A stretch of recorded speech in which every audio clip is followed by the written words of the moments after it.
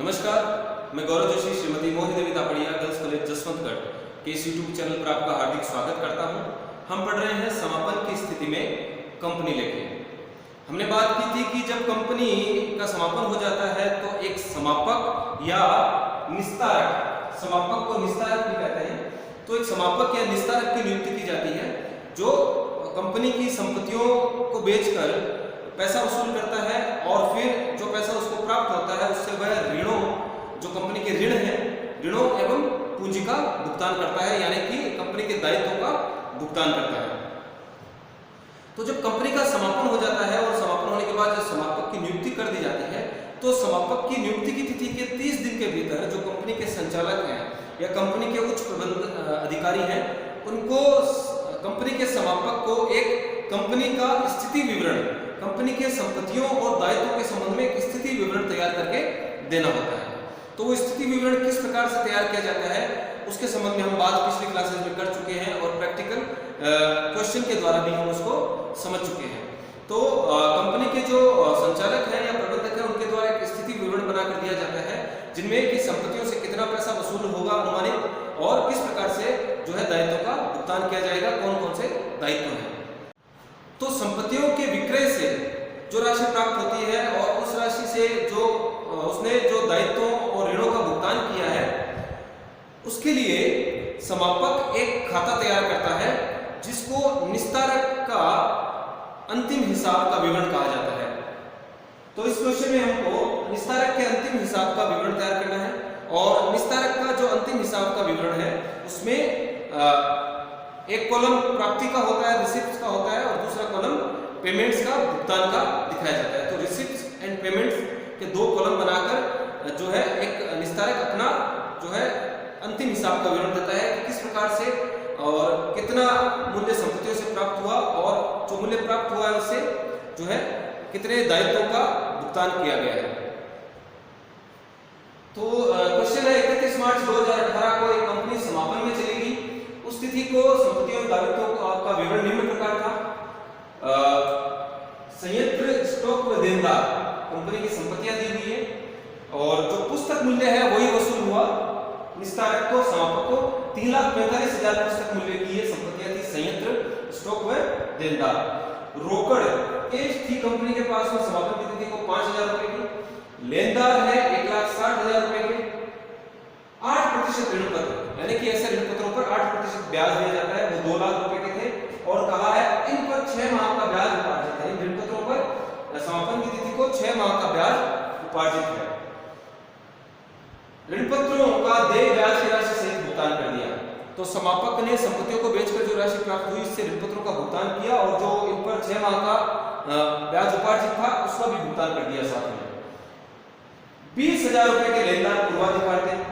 हमने जब स्थिति विवरण पढ़ा था तो उसमें हमने देखा था कि सबसे पहले पूर्वाधिकार, प्रेफरेंशियल क्रेडिटर्स का भुगतान किया जाना चाहिए।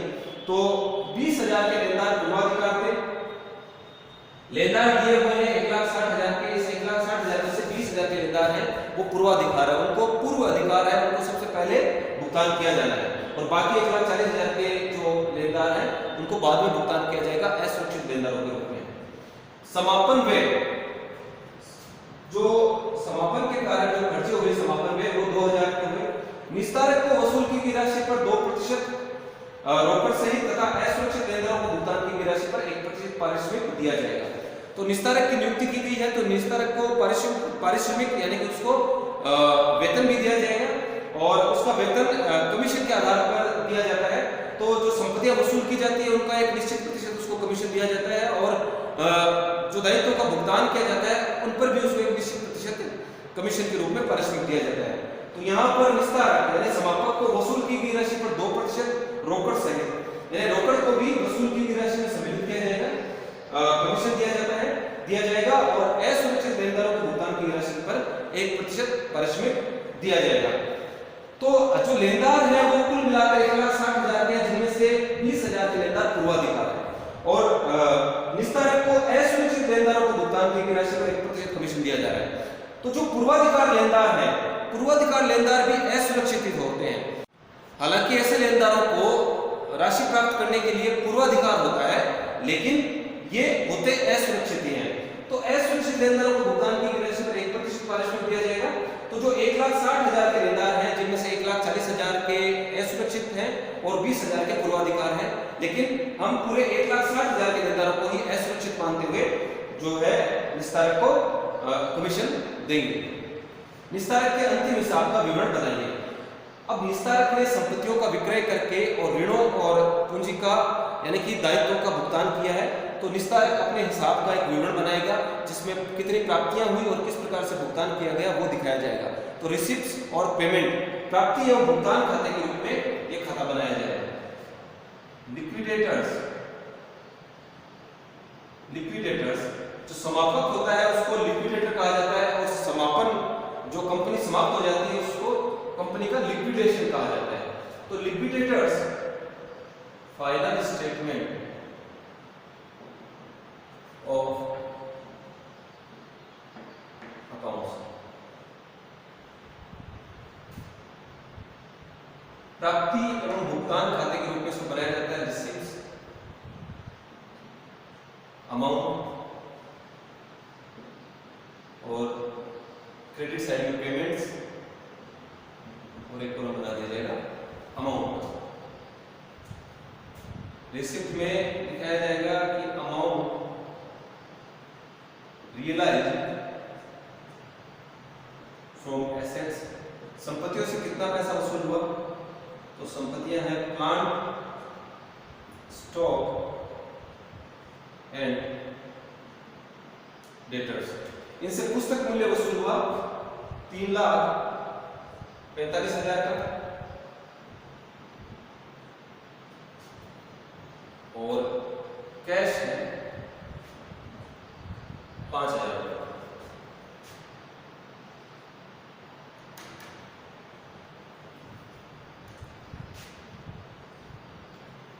₹5,000 का कैश है,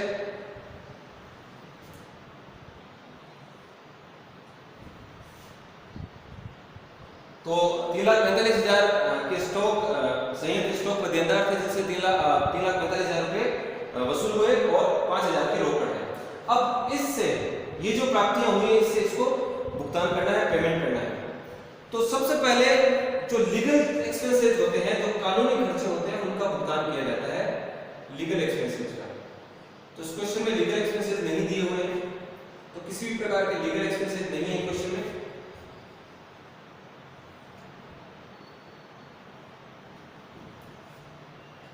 इसके बाद में लीगल एक्सपेंसेस चुकाने के बाद में लिक्विडेटर्स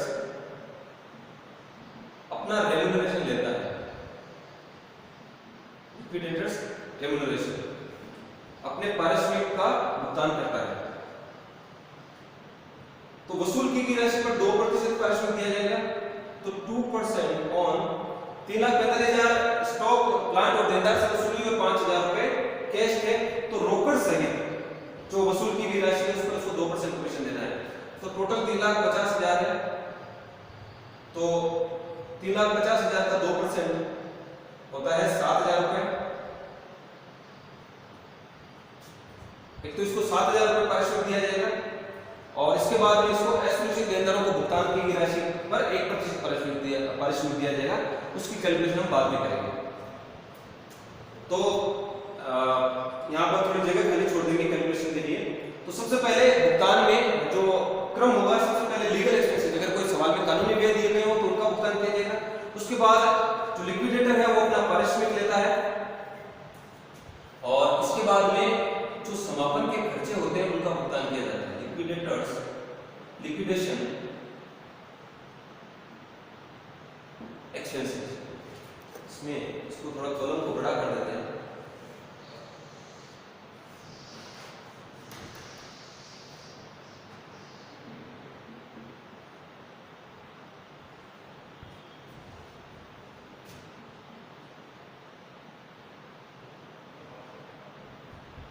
तो लिक्विडेशन एक्सपेंसेस, तो लिक्विडेटर अपना रेम्यूनरेशन देने के बाद में समापन के खर्चे वसूल करता है। तो लिक्विडेशन एक्सपेंसेस है 2,000 रुपए, और इसके बाद ये प्रेफरेंशियल क्रेडिटर्स को भुगतान करेगा। जब हम स्थिति विवरण बना रहे थे उसमें भी हमने देखा था कि सबसे पहले जो राशि वसूल होती है समापक को, उससे सबसे पहले प्रेफरेंशियल क्रेडिटर्स को भुगतान करना होता है। तो प्रेफरेंशियल क्रेडिटर्स पूर्वाधिकार लेनदार है 20,000 रुपए। कंपनी के समापन की स्थिति में समापक के द्वारा जो राशियां प्राप्त होती है उससे सबसे पहले पूर्वाधिकार लेनदार को भुगतान किया जाता है।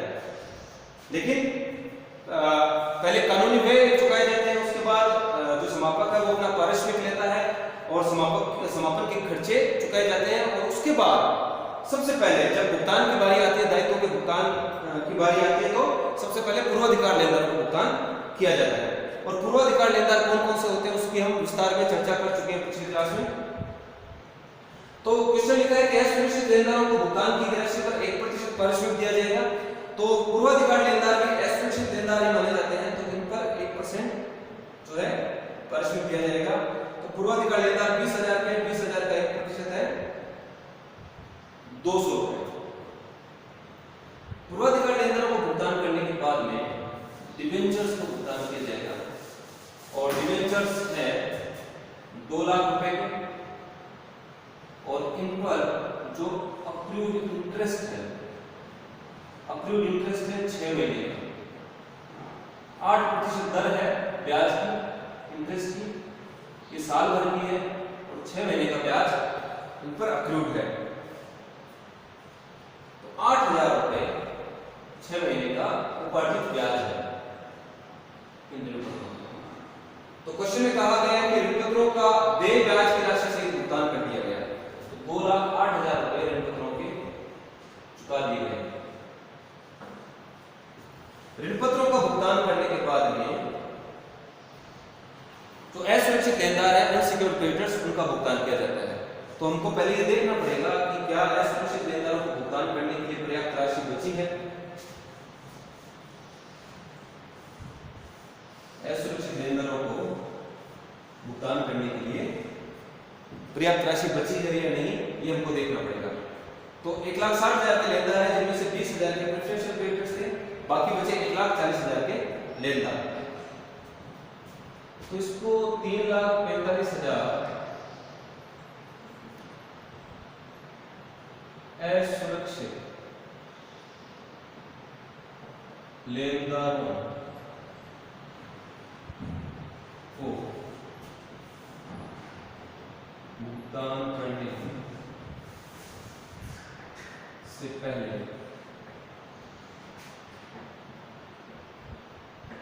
उपलब्ध राशि 3,45,000 प्लस 5,000 इसको संपत्तियों से वसूल हुए, जिसमें से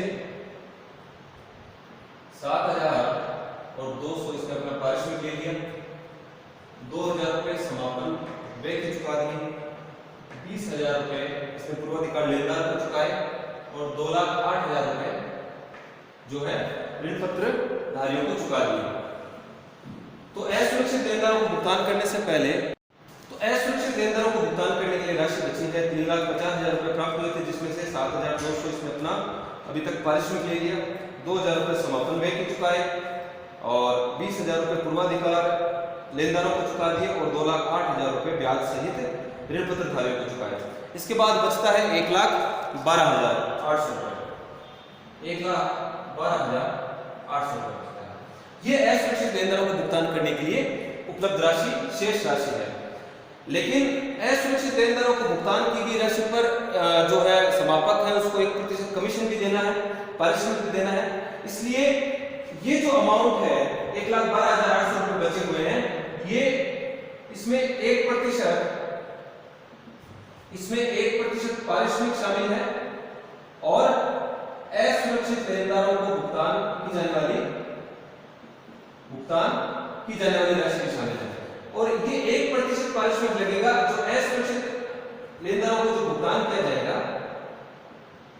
असुरक्षित लेनदारों को जो भुगतान किया जाएगा उसका 1% है। तो असुरक्षित लेनदारों को भुगतान की गई राशि को अगर 100% माने, 100 माने तो इसका 1% पारिश्रमिक दिया जाएगा। तो कुल मिलाकर 1,12,800 रुपए अवेलेबल है, जिसमें से 1% कमीशन भी लेना है और असुरक्षित लेनदारों को भुगतान भी करना है। तो असुरक्षित लेनदारों को जितना भुगतान किया जाएगा उसका 1% पारिश्रमिक दिया जाएगा। तो तो ये जो अमाउंट है, ये अमाउंट 101% के बराबर है। ये अमाउंट 101% के बराबर है। तो समापक का पारिश्रमिक असुनिश्चित देनदारों को भुगतान करने से पहले उपलब्ध राशि 1,12,800 बटा 100 + 1 इंटू 1। इसको अगर हल करें, इसको हल करने पर आ रहा है 1,12,800 बटा 101 इंटू 1। यह आता है 1116 रुपये 83 पैसे, यानी कि 1117 रुपये। यह आता है 1117 रुपये। तो 1,12,800 में से 1117 रुपये समापक का पारिश्रमिक काट दिया जाएगा और असुरक्षित लेनदारों को